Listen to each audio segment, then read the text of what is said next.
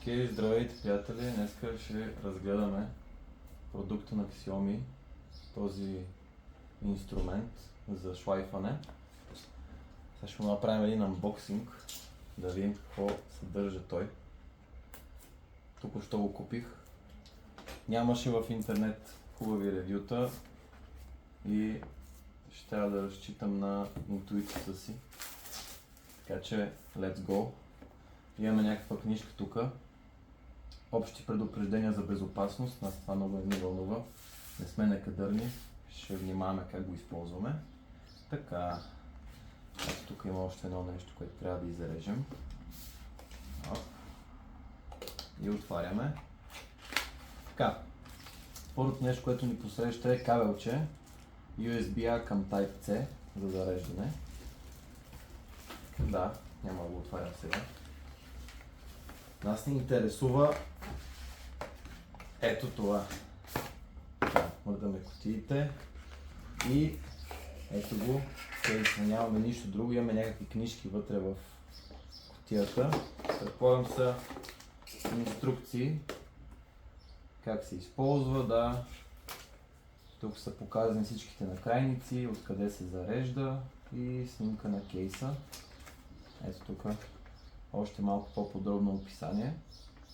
Това после може да го разгледате, ако си го купите, разбира се. Сега оставяме ги на страна тези неща. Тук имам още една книжка. Тя е много голяма книжка. Това е за гаранцията, така че пазете я. И нещо, което Safety Instructions. Погледнете за какво става въпрос. Safety Instructions още един път да си знаете, да не ви удари тока случайно докато го ползвате. И нека да отвориме и самото пликче. Така. Ето е кутийката. Изглежда добре. Всякъде. Пластмасата се усеща горе-долу добре. Отварям. И ето така изглежда самия инструмент с всичките му приставки. Така, да. Имаме най-различни глави за изглаждане, кръгли, тънки, остри, за рязане, за полиране и самия инструмент. Усеща се много добре в ръката, сравнително лек е, по-тежка е главата му. Това тук се върти.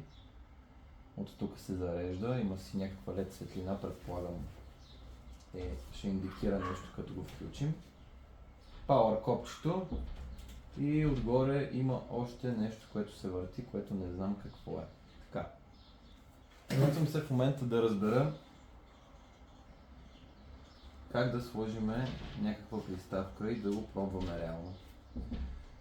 Ще използваме ето тази финна пила.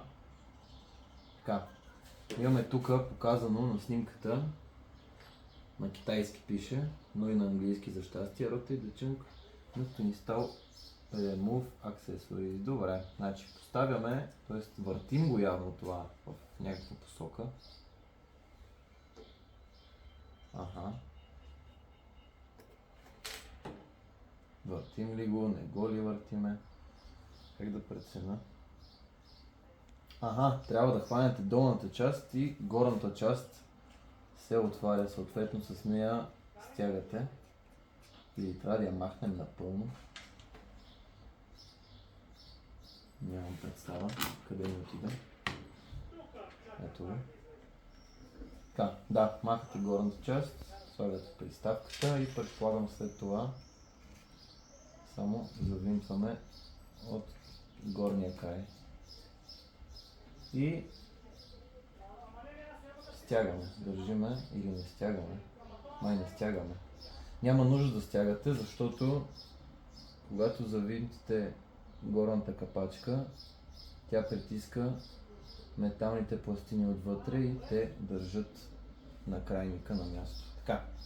Окей, до тук добре. Ако задържа, окей, задържах и се включи. Нека да пробваме тук на мазола ми. Ами, пилата си пили както трябва. Доста добре. При натискане отново я спирате. Не знам, мисля, че горната част, да, от горната част се настройва и самата скорост на пилата. Тоест, задържаме, включва се и да, въртейки горната част, увеличавате скоростта, с която пилата работи. Ау! Да, не го тествате на кожата си, тествате го на кутийка или на някаква пластмасова. Имам кутийка, така че сега ще я донеса да я пробваме. Добре, приятели, донесох кутийката. Ето тук може да видите, аз съм се пробвал реално да направя някакви дупки, разрези с изцяло подръчни материали. Не се получиха много добре, затова купих и тази машинка, за да станат по-добре. И нека да пробваме сега как работи срещу пластмаса. Това е дебела пластмаса, между другото. Така че да се надяваме всичко да мине по план. Така, включваме я и ще пробваме тук отвътре да изгладим ръба.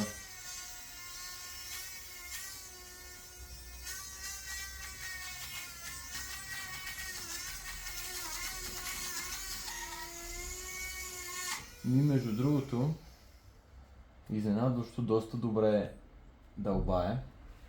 Ето тук ще пробвам да направя един отвор, примерно. Нека да видим. Задържаме, включваме и ап. Достигнахме проблем. Забихме го много навътре. Ап. Не мисля, че трябва толкова навътре да го забивате. Включваме отново. Може би защото тази приставка не е за дълбаене. Ще пробваме другата приставка. Отново отвинтваме горната част. Вадиме текущата приставка.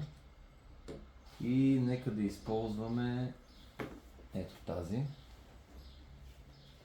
Тя прилича на кръгче, прилича на флекс тип на крайник.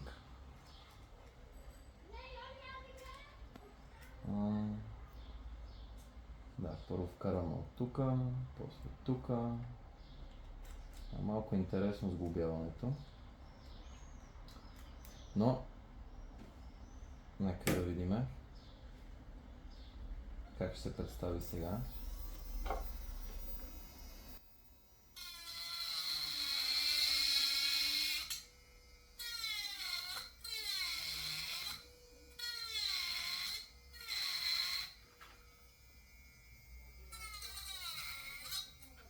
Да, определено трябва да държите здраво машинката.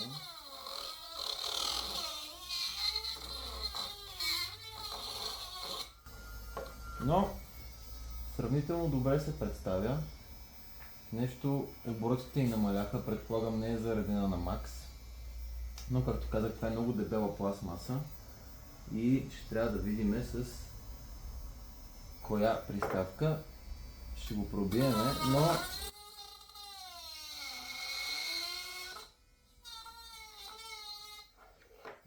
като цяло добре се държим. Сравнително лесно се използва. Безжична е, което много ми допада.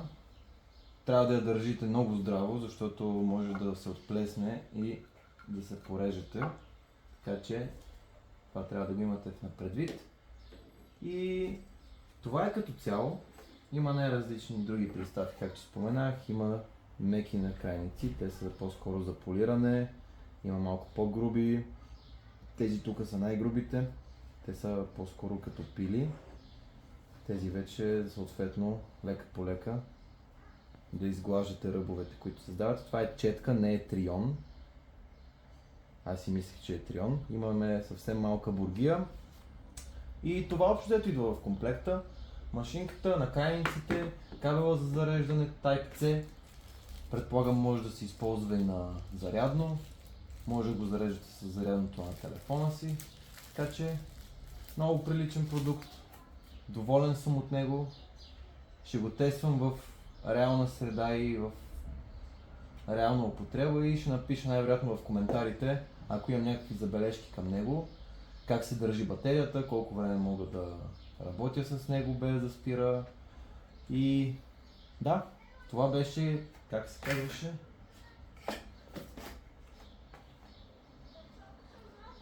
Midja Rotary Toolkit на Xiaomi. Да. Взеха за 39 евро от Citytel. Не са спонсори, но да. Мога да ми пишат.